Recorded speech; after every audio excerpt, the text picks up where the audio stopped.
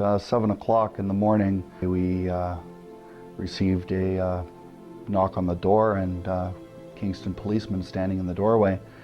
Apparently he had parked his cruiser in our driveway overnight and waited until he saw movement in the house before he disturbed us. So that's how we found out that our car had been broken into.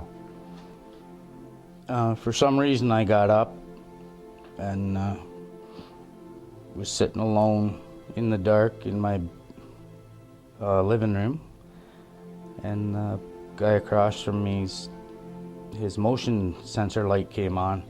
I saw somebody running across his front yard. I looked out the window. My dome light was on in my car, so I knew somebody was in my car. Well, the event began with a student who was misbehaving and required a suspension. When I went to the classroom to get the particular student and ask her to leave, she refused to leave. And at one point I said, "You need to get up and go home, and because your father has asked you to leave." And she got so angry with me that she got up and kicked the chair, and the chair hit me, and I pressed charges. Sometime in October, I was sitting in my room, right over there, my photography room, and a gentleman from downstairs came up and said that my car had been keyed. So he gave me the name of a woman who had seen the young man who had keyed my car. And then we went and found the vice principal, and she called the police. The amazing thing was that this young man was caught. It did give his name, and at that time, my understanding was he admitted that he had done something, that he had scratched the car. It was at 3 in the morning. I thought I heard our front doorbell ring, and it rang again. So I immediately got up and I looked out through the window of the door, and there was a police officer. I opened the door and he said, "Mr. Johnson," and I said, "Yes, officer." He said, "Do you own a Volvo?" And I said, "Yes." "Well, it's not in your driveway anymore." Then he mentioned that it was taken by a group of boys. At some point I thought this was enough. Over the career of my number of years that I've been working, I've never been struck by a particular student like that, and I just felt offended by it, and I thought, I can't let this go. It was just too dramatic for me.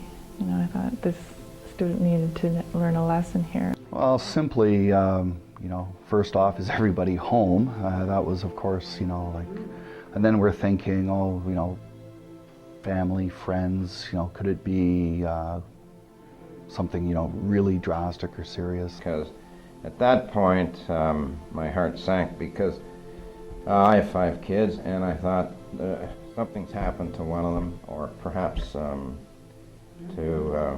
their kids, or, you know.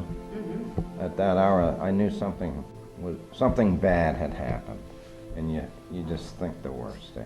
And then our feeling, or my feeling anyway, went, not the car. I didn't think of the car, not the wreck of the car.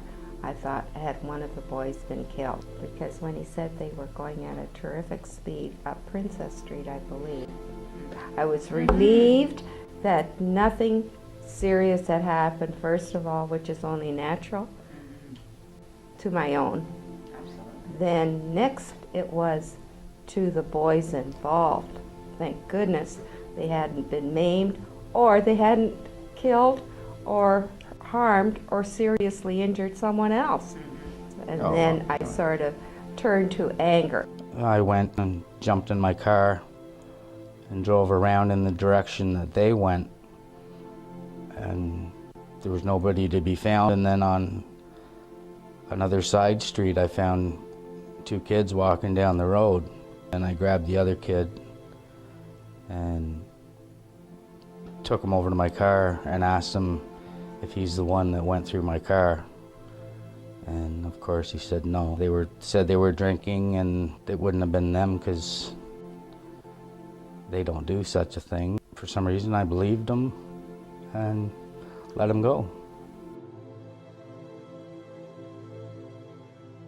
It was very scary because there were a lot of students who saw what happened and might have thought, well, perhaps they could do the same thing too, and some of them thought it was funny. It's a scratch from the front of the car to the back, and it's a Pathfinder, so it's a big vehicle. And it is a constant reminder whenever I see it. And then parking my vehicle, I think about it every day where I park it, because I park it in approximately the same area, and I think someone could do it again. I have trouble looking at him in the hall. I don't want him in my class, if that happens. Feels like I'm trying to not do anything wrong, and it feels like, well, due to the sake of a couple bad apples, I shouldn't really be as trusting to anyone, and sort of have to lock myself in. It's been a darn inconvenience to us, and it's left us with a feeling of a little bit of vulnerability, especially because we're getting into our senior years now. And I never was a person that was afraid of anything. And now I look at a teenager differently. A little bit differently. The whole thing struck me as relatively senseless, while at the same time quite disturbing, where they had taken my garage door opener. I felt quite violated in the sense that the theft of the garage door opener, possibly gaining access to my home at any time, whether it be day or night, whether we be home or whether we not be home, that bothered me greatly. The safety of my family, and of course the safety of the people breaking into my home. I'm a relatively large guy, and I know I wouldn't take kindly to meeting someone in my garage that didn't belong there. So, there was a lot of mixed emotions that ran through our heads. We had to reevaluate the way that we lived, in a sense that, what we once thought was a safe and secure neighborhood really seemed to be no longer that.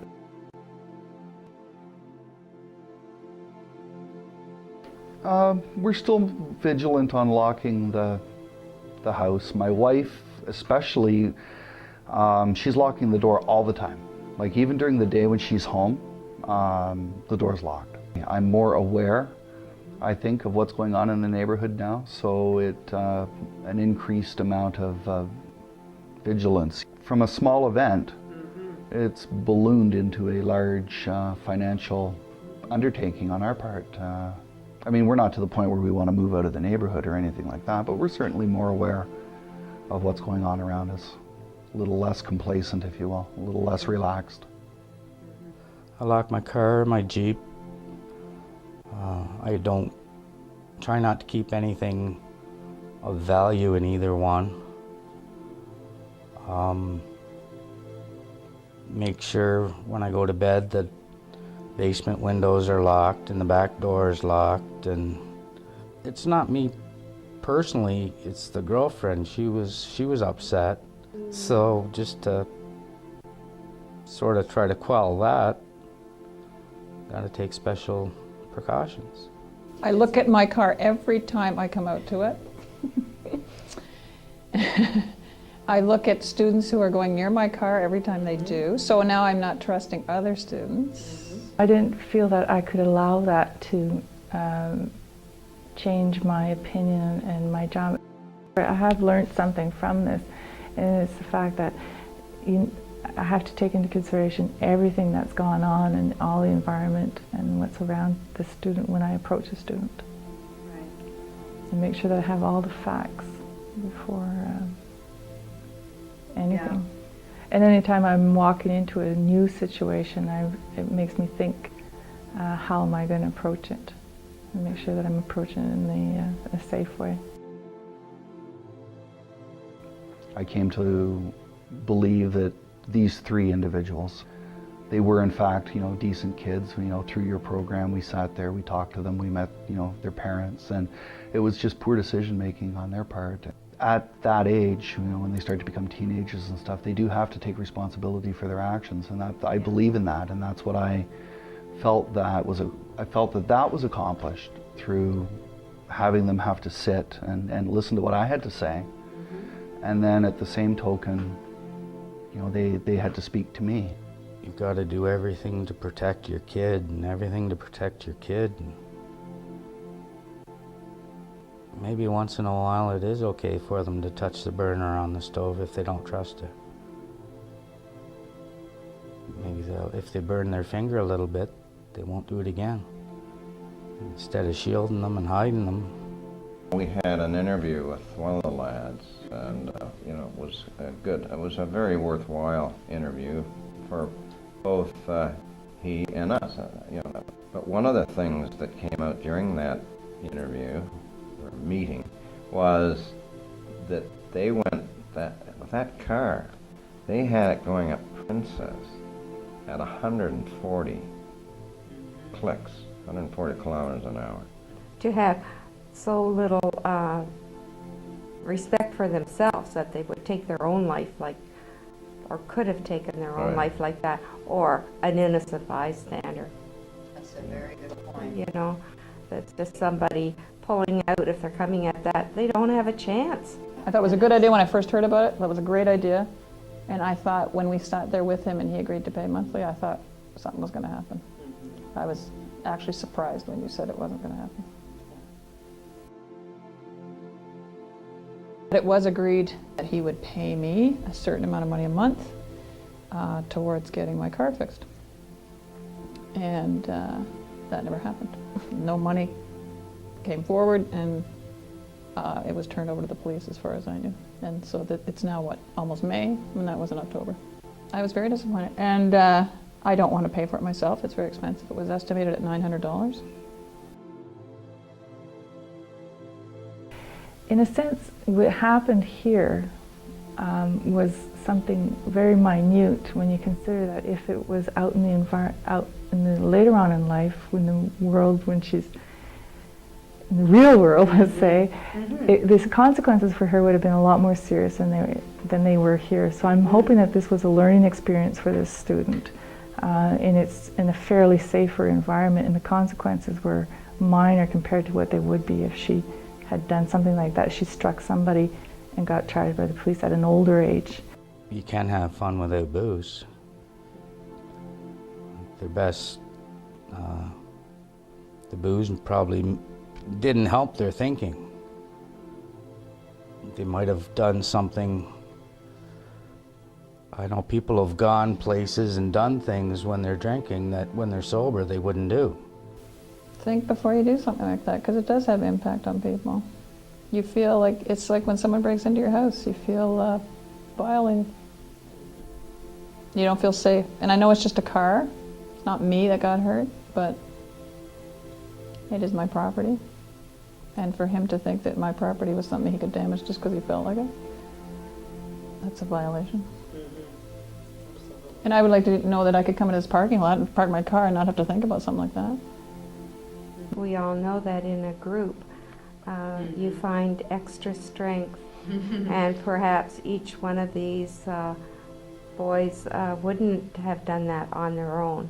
But all they need is sort of a ringleader, I guess, or somebody that's a little bit stronger, and they get sort of sucked into this action. And if they would just have enough intestinal fortitude to stop and think, do I want to do or be a part of what this person is suggesting? I would tell any kid, really think twice about what you're thinking of doing. That's how I raise my kids. You know, just stop for a minute and think. That's all I ask you to do. Just stop and just think, what are the consequences of my actions? And if, you know, if you're quite comfortable with, then it's probably a good thing. But if there's any shadow of a doubt, if there's any Jiminy Cricket on your shoulder going, well, no, maybe you shouldn't, then you probably shouldn't. And, you know, just go home or just carry on and do something else.